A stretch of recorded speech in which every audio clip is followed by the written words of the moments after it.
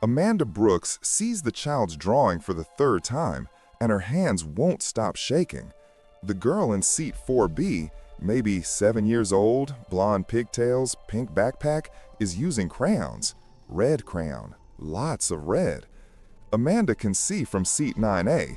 It's a bus, Greyhound bus, lying on its side. People-shaped figures scattered around it. The red is everywhere. Amanda walked past 20 minutes ago, saw the same drawing, went to the bathroom, came back.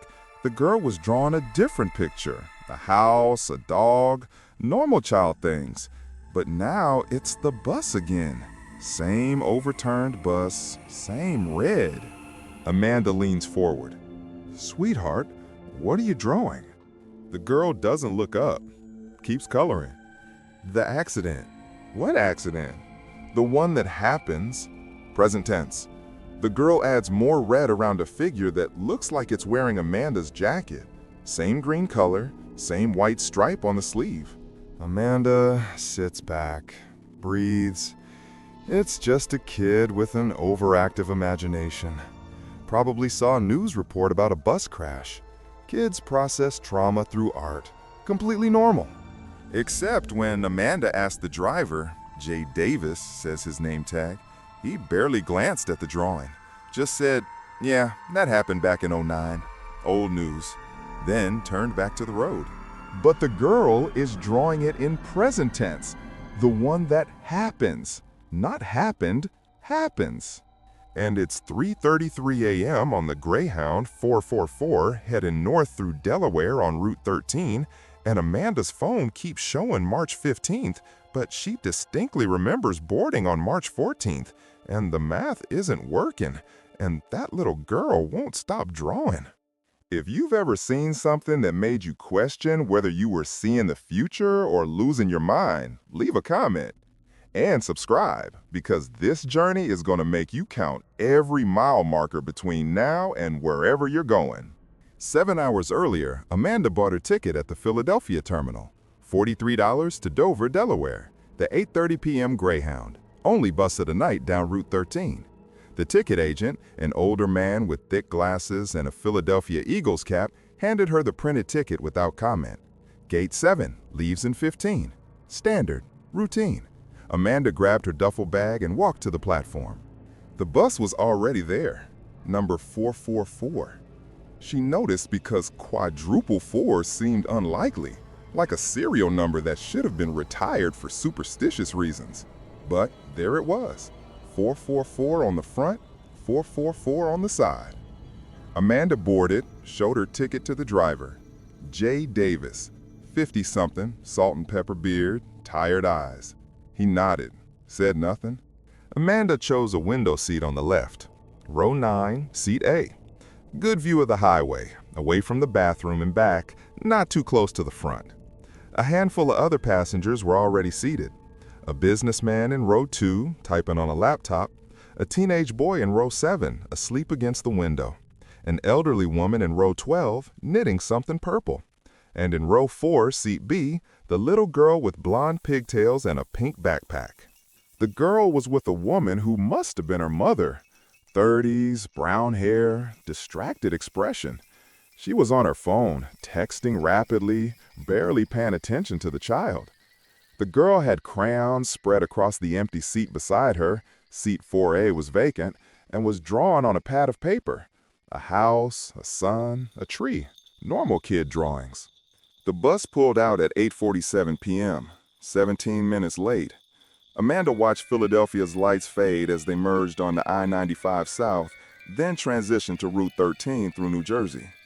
The highway was mostly empty, Thursday night, late. Just trucks and occasional sedans. Amanda pulled out her phone, thought about starting a podcast, but decided against it. Too tired. She'd just watch the road, count the miles. 3 hours to Dover. Maybe less if traffic stayed light. Everything was completely, utterly ordinary. For the first 93 minutes, Amanda notices her phone first. She's been checking it periodically. Habit, mostly. Last time she looked, 10:04 p.m. Reasonable, about an hour and a half into the trip. She sets it down, stares out the window for what feels like 15 or 20 minutes, picks it up again. 10:04 p.m. She blinks. That can't be right. She definitely waited, watched at least 3 highway exits pass. She checks the seconds. They're moving. 10:04:17, 10:04:18, 10:04:19. Normal. But she knows more than 19 seconds passed since the last time she checked. Amanda opens her clock app, looks at the world clock widget. Philadelphia time, 10:04 p.m. New York time, 10:04 p.m. London time, 3:04 a.m. All correct, all consistent. She closes the app, opens it again, 10:04 p.m. She sets a timer, 1 minute, watches it count down, 0059, 0058, 0057. Normal. When it reaches 0, she checks the main clock. Still 10:04 p.m.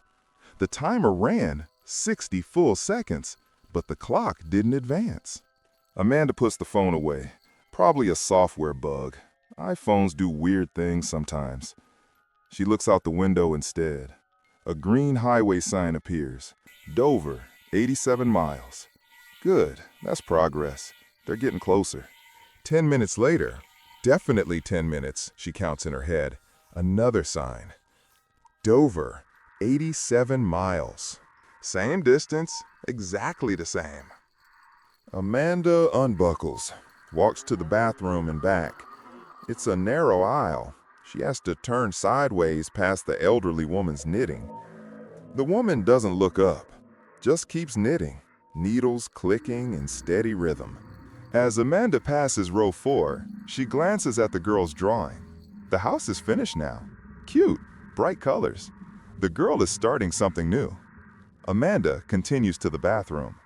3 minutes later, she walks back, passes row 4 again, looks down. The new drawing is a bus, green and white, Greyhound colors, but it's on its side, overturned, and there are people around it, stick figures the way kids draw, but they're lying down, not standing, lying on the ground around the bus. And everything is covered in red crayon, thick red, scribbled aggressively. Amanda stops. Sweetheart, what are you drawing? The girl keeps coloring, doesn't look up. The accident. Her voice is flat, matter of fact, like she's naming a color. What accident? The one that happens. Not happen, happens, present tense. Amanda looks at the girl's mother. The woman is still on her phone, not paying attention. Ma'am, is she okay? The mother glances up, irritated at the interruption. What? Your daughter, she's drawing something kind of disturbing. The mother looks at the drawing, barely registers it. She does that sometimes. Saw something on the news probably. She's fine. Returns to her phone. Amanda continues back to her seat. Sits. Her heart is beating faster. It's nothing. Just a kid being weird. Kids are weird. But when she looks toward the front of the bus, through the gap between seats, she can see the driver's mirror. He's adjusting it, looking back. His eyes meet hers for just a second. Then he looks down, at row 4, at the drawing. His expression doesn't change. He's seen it before. Amanda can't let it go. She walks to the front, leans near the driver. Excuse me? That little girl back there? She's drawing a bus accident. Davies keeps his eyes on the road. Yeah, that happened back in '09. His voice is casual, bored even. What happened in 2009? Bus crash, Route 13. Right around here, actually. He gestures vaguely at the road ahead. Dark highway, nothing visible but white lines. But she's drawing it like it's happening now, like it hasn't happened yet. Davies shrugs. Kids are weird about time. Saw it on the news or something. They fixate. Did you see her drawing? Glanced at it earlier. And you're not concerned? Why would I be concerned about a kid's drawing? Now he looks at her, briefly. His expression is patient, like he's explaining something obvious to someone slow. It's old news, 14 years ago. You want me to pull over and confiscate her crayons? Amanda feels her face flush. No, Then I'd appreciate if you return to your seat. Company policy. She walks back, sits, stares at her hands. He's right. She's overreacting. It's a drawing. Kids draw disturbing things. Doesn't mean anything. Except she didn't see any news about a bus crash. And 2009 was 15 years ago, not 14. Davy said 14. So either he miscalculated, or the crash was in 2010, or... She's overthinking. Definitely overthinking.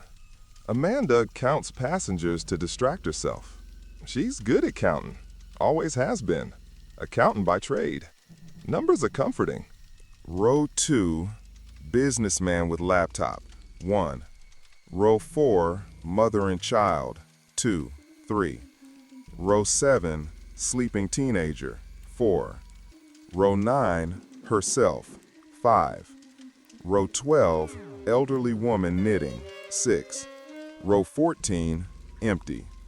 Row 16, man in a baseball cap she hadn't noticed before, 7. Row 18, couple, both sleeping, 8, 9.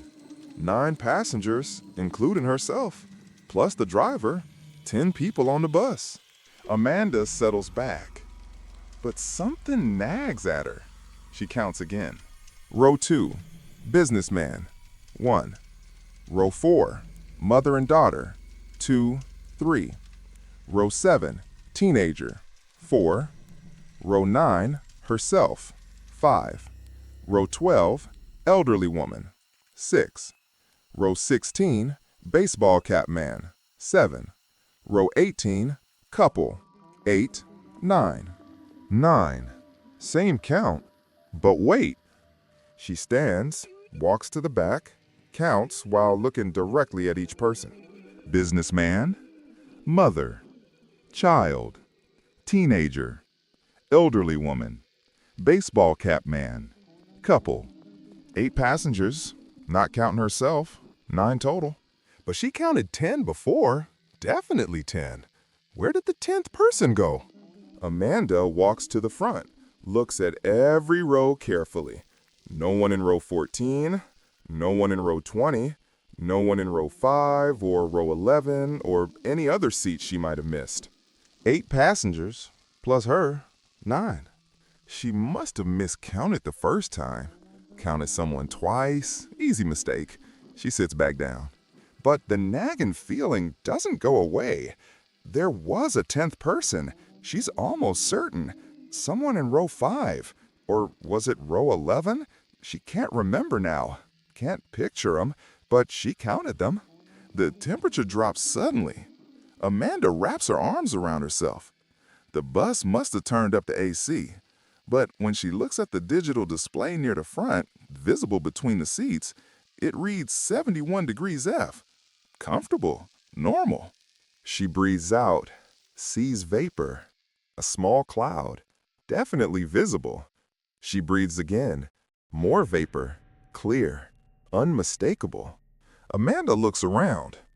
The businessman in row 2 is in shirt sleeves, no jacket. The teenager is wearing a t-shirt. The elderly woman has a light shawl, but she's not shivering. No one else seems cold. Amanda touches the window. Freezing. Actually freezing. There's condensation forming on the inside. She wipes it away with her palm. It returns immediately. Heavy condensation. Like the window is much colder than the interior air. But the thermometer says 71 degrees, and she's the only one seeing her breath. She pulls a jacket tighter, looks at the child in row 4. The girl is wearing a short-sleeved shirt, pink. She seems perfectly comfortable, not cold at all. Amanda touches her own forehead. Normal temperature. She's not getting sick, not feverish. She's just cold, inexplicably cold. She breathes on the window intentionally. Fog blooms across the glass. She draws a small X with her finger. The X stays visible. Proof she's not imagining it. But no one else notices. No one else is cold. Amanda stares out the window at the darkness. Route 13 stretches endlessly. No towns visible, just occasional lights from distant buildings. She can see her own reflection in the glass. Tired face, dark circles under her eyes. Behind her, faintly, the interior of the bus. Other passengers, the aisle. Except, in the reflection, seat 4A isn't empty. Someone is sitting there, right next to the little girl. A figure, slumped against the window. Amanda can't see details, the reflection is too faint, but the posture is distinct. Someone definitely sitting there. But seat 4A is empty. Amanda saw it when she walked past. Empty the entire trip. The girl's crayons are spread across it. No one is sitting there. She turns around, looks directly at row 4. The mother is in 4C, across the aisle. The girl is in 4B. Seat 4A is empty. Crayons scattered across the cushion. Amanda looks back at the reflection. The figure is still there, in 4A, sitting, motionless. She stands, walks down the aisle slowly, keeps her eyes on row 4, passes it, looks directly. Empty seat. Crayons. Nothing else. She walks back to her seat, looks at the window reflection. The figure is gone now. Seat 4A appears empty in the reflection too. Amanda sits, closes her eyes, counts to 10, opens them. In the reflection, the figure has returned, sitting in 4A. And now, Amanda's stomach drops. The figure is turned, looking at her. She can't see a face, just the posture, the angle of the head. It's looking directly at her reflection. But when she turns to look at the actual seat, it's empty. The girl starts a new drawing. Amanda watches from 3 rows back. The girl picks up the red crayon again, draws a bus. Same overturned bus, same people lying around it. But this time she's adding details. Faces, stick figure faces with X's for eyes. Amanda stands, walks to row 4. Sweetheart, why do you keep drawing that? The girl looks up. Her eyes are very blue, very clear. Because it happens soon. When? Mile 34. The girl points ahead, down the highway, right there, where the road curves. Amanda looks at the mother. Ma'am, your daughter is saying there's gonna be an accident. The mother finally looks up from her phone, annoyed. She says stuff like that. Ignore her. But she's being very specific. Lady, I've been dealing with this for 6 years. She's fine, I'm fine, we're all fine. Please, go back to your seat. Amanda walks to the front, leans toward Davies. The girl says there's gonna be an accident at mile 34. Davies glances at the mile marker sign passing on the right. Mile 38. We'll hit 34 in about 3 minutes. Aren't you concerned? About what? About a child predicting an accident. Davies is quiet for a moment. Then he says, very calmly, that accident already happened. 2009. I told you. She's just confused about time. Then slow down when we reach mile 34. This is a scheduled route. I can't slow down because a kid drew a picture. Please. Ma'am, return to your seat. His voice is firm now, final.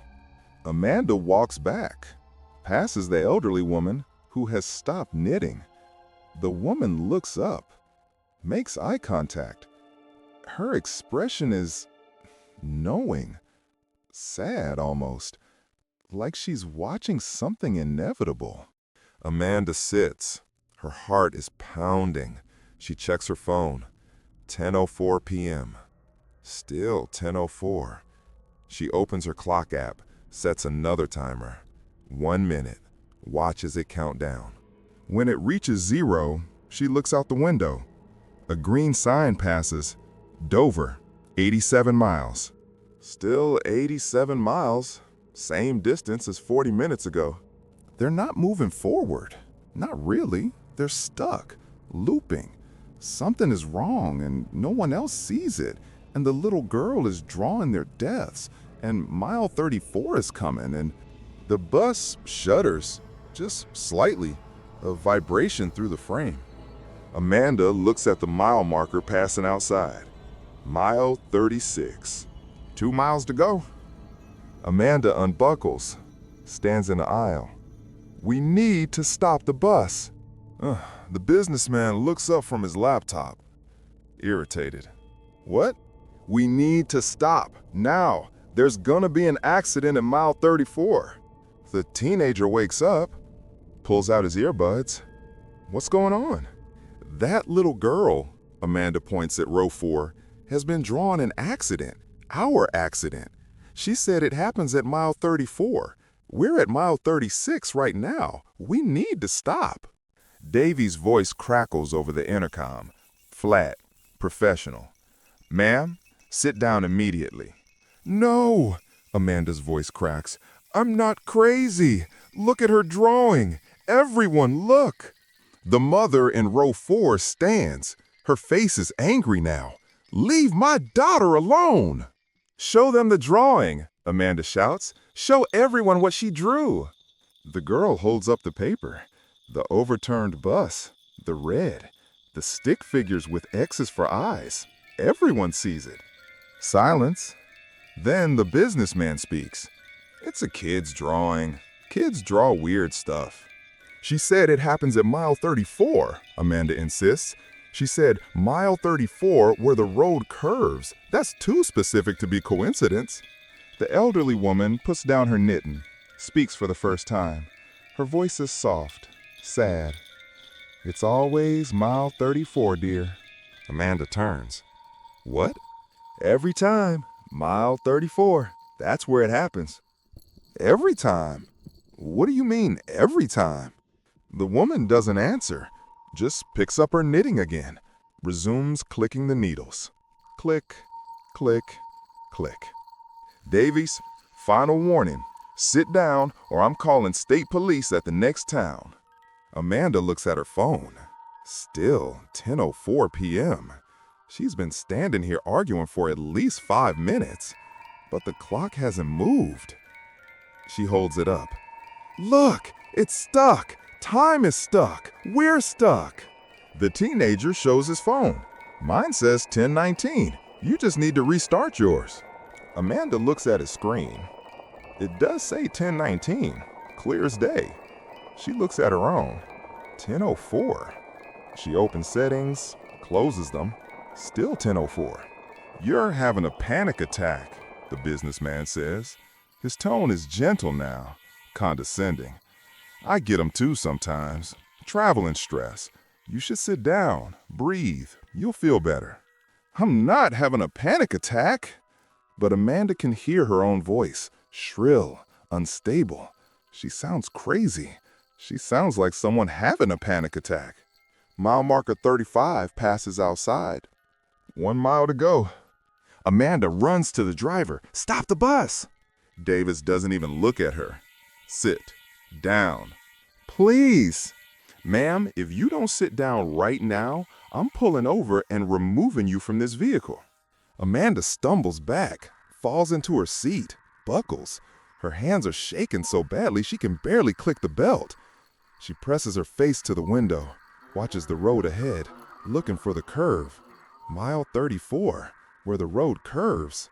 The little girl in row 4 holds up a new drawing. This one is simple, just text, letters in careful child handwriting. Amanda's full name, her exact seat, time of death. How does the girl know her name? Amanda never introduced herself, never spoke to the child before 10 minutes ago. How do you know my name? Amanda whispers. The girl doesn't answer, just starts drawing again. Another bus, another accident, more red. Mile marker 34 appears ahead, and yes, the road curves, exactly as the girl said. A sharp right curve Amanda hadn't noticed in the darkness. Amanda closes her eyes, grips the armrests, waits for impact. The bus enters the curve. and nothing happens. They exit the curve smoothly, keep driving. Mile 33 passes, then mile 32, normal. No accident, no crash, just road. Amanda opens her eyes, breathes. She was wrong. It's fine. Everything is fine. She was having a panic attack, just stress and exhaustion and overactive imagination. She looks at the little girl. The girl is staring at her, directly at her, not drawing, just staring. The girl mouths something, silently. Amanda reads her lips. Not yet. Amanda wakes up. Wait, she was awake, wasn't she? But her eyes are opening, like she fell asleep. Darkness outside. The bus is moving. She checks her phone. March 14th, 8:52 p.m. That's not right. March 14th was yesterday, last night. She boarded the bus last night. Now it should be March 15th, early morning, 3 or 4 a.m. But her phone says March 14th, 8:52 p.m., 5 minutes after departure from Philadelphia. Amanda looks around frantically. The businessman is in row 2, typing on his laptop, same position as before. The teenager in row 7, asleep. The elderly woman in row 12, knitting. And in row 4, the little girl with blonde pigtails, drawing on her pad, a house, a sun, a tree. The mother on her phone, not paying attention. Amanda stands, walks to row 4, looks at the drawing. It's just starting. The house, the beginning. Sweetheart, Amanda says, voice shaking, what are you drawing? The girl looks up, those clear blue eyes. A house, see? She points at the paper. You were drawing something else. A bus? An accident? The girl tilts her head. I haven't drawn that yet. Yet? Amanda walks to the front. The driver, Jay Davis, is at the wheel. Same position, same posture. She leans in. Have we passed mile 34 yet? Davies glances at a mile marker passing outside. Mile 52. We're at 52 right now, ma'am.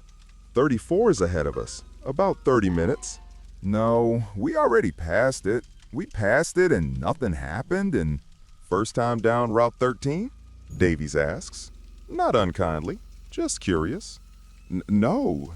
Yes, I mean, we already did this. I was on this bus. We left Philadelphia at 8:30 and I watched that girl draw an accident and it said mile 34 and... Davis interrupts gently.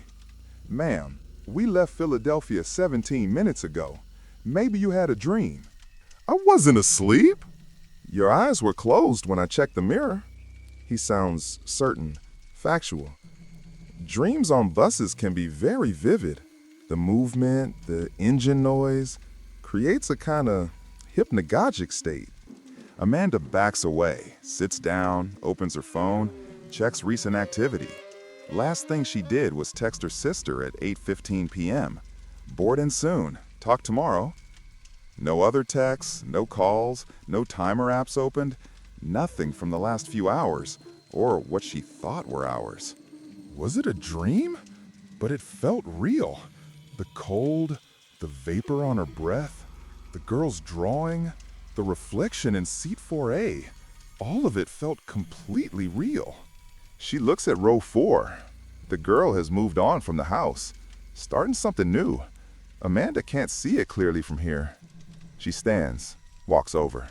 The bus, the overturned bus, red crayon, already started.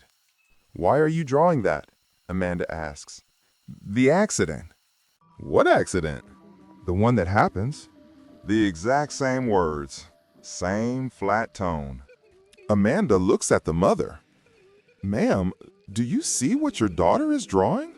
The mother glances, annoyed. She does that sometimes. Saw something on the news probably. Same response, word for word. Amanda walks back to her seat, sits. Her whole body is shaking. She's stuck. She's in a loop. They're all in a loop. They're gonna reach mile 34 and something will happen, or won't happen, and then it will reset and they'll do this again, forever, over and over. She looks out the window. In the reflection, seat 4A is occupied. The figure sitting there, watching her. She checks her phone. 8:52 p.m. Still 8:52. The seconds aren't advancing. Amanda presses her face to the glass, and she sees it. Far ahead, distant red lights, flashing. Police lights? Ambulance? Something at the side of the road. As they get closer, she can make out more details. A shape, lying on its side. A bus? Overturned. Green and white. Greyhound colors. Number 444. Their bus. Police tape. Emergency vehicles. But no people. No officers. No EMTs.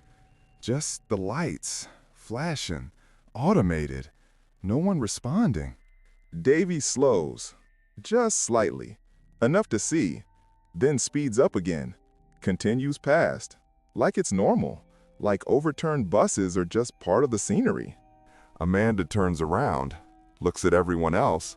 No one is reacting. No one is looking. The businessman types. The teenager sleeps. The elderly woman knits. She's the only one who saw it. Or maybe she didn't see it. Maybe it wasn't there. She looks back. The road behind them is empty. Dark. No wreckage. No lights. Nothing.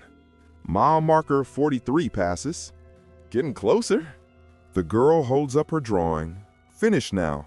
The overturned bus, the stick figures, the red, and text at the bottom, Amanda Brooks, seat 9A, died mile 34, 3:33 a.m., March 15th, 2025. March 15th? Tomorrow? Except tomorrow already happened, or hasn't happened yet. Time is broken, and they're stuck, and Amanda's phone buzzes. Text from unknown number. You can't warn them. They won't listen. They never listen. AB. AB. Amanda Brooks. Her own initials. She's texting herself. Or a version of herself is, or will be, or was. She tries to reply. How do I stop this? Response? You don't. You just ride. Again and again. Until you forget it's a loop. Until you're like them. Amanda looks at the other passengers. Really looks. The businessman hasn't moved in 15 minutes. Same typing motion, same posture. The teenager hasn't shifted. The elderly woman's knitting, Amanda counts the stitches, is the same length it was 10 minutes ago. She's not making progress, just repeating the same motion. They already forgot. They're already stuck. They've been riding this bus for days, weeks, longer. And soon, Amanda will be like them, repeating, forgetting, becoming part of the scenery. Mile 37, 3 miles to go. The girl starts a new drawing. This one shows 2 buses, both overturned, both at mile 34, but from different angles, different times, same place, same accident, happening over and over, layered on top of each other. Amanda closes her eyes, but she can still see the drawing, burned into her vision. When she opens them, the girl is standing in the aisle, right next to Amanda's seat, those blue eyes, staring. You're still new, the girl whispers. That's why you remember. But you'll forget. Everyone forgets, except me. I'm supposed to remember. That's my job. What are you? Amanda asks. The girl smiles. It's not a child's smile. A warning. But warnings don't work on a road you can't leave. She walks back to her seat, sits, picks up her crayons. Mile 34 approaches. The curve is ahead. Amanda can see it now. Sharp right. Same curve as before, or later, or always. Davies doesn't slow down. The bus enters the curve. This time, Amanda sees it. The front tire blowing out, the bus tilting, passengers screaming. Except they're not screaming, they're silent because they've done this so many times they don't have the energy anymore. The bus flips, everything tumbles. Amanda feels weightless. Then impact, hard, metal grinding, glass shattering, the smell of diesel, someone crying, or maybe that's her. Then darkness, then light. Amanda opens her eyes. The bus is moving, darkness outside. She checks her phone. March 14th, 8:52 p.m. Row 2, businessman typing. Row 7, teenager sleeping. Row 12, elderly woman knitting. Row 4, little girl with blonde pigtails, drawing a house. Amanda stands, walks over. What are you drawing? The girl looks up. A house, see? You drew something else, an accident. I haven't drawn that yet. Yeah. Amanda Brooks never left Delaware Route 13. Some passengers say they see her sometimes. Seat 9A on the Greyhound 444. Staring out the window, always awake, never sleeping. Other passengers eventually doze off, eventually forget, eventually just become part of the route. But Amanda, at least according to reports, stays awake, counting loops, watching mile 34 approach, over and over. The girl still draws? Different passengers every time, they say. Different names, different seats, but always the same accident. Always mile 34. Always 3:33 a.m. The bus still runs, every night. Philadelphia to Dover, Route 13. Scheduled arrival, 11:30 p.m. Actual arrival, never. And if you're thinking of taking Greyhound 444 down Route 13, maybe check if there's a little girl in seat 4. If there is, if she's drawing with red crayon, maybe take the next bus. Or don't. Maybe you're supposed to be there. Maybe your name is already in her drawing. Maybe you've already been there 100 times and just don't remember. What do you think happens at mile 34? Is it supernatural? Mass hallucination? Quantum loop? Leave your theory in the comments. And if you enjoyed this story, hit the like button and subscribe, because sometimes the scariest part of a journey isn't the destination. It's realizing you've already arrived and you can't leave. And if you're on a bus right now reading this, check your phone. Make sure the time is moving forward. Make sure the mile markers are going the right direction. Make sure that empty seat next to you is actually empty. Just to be safe. Just in case,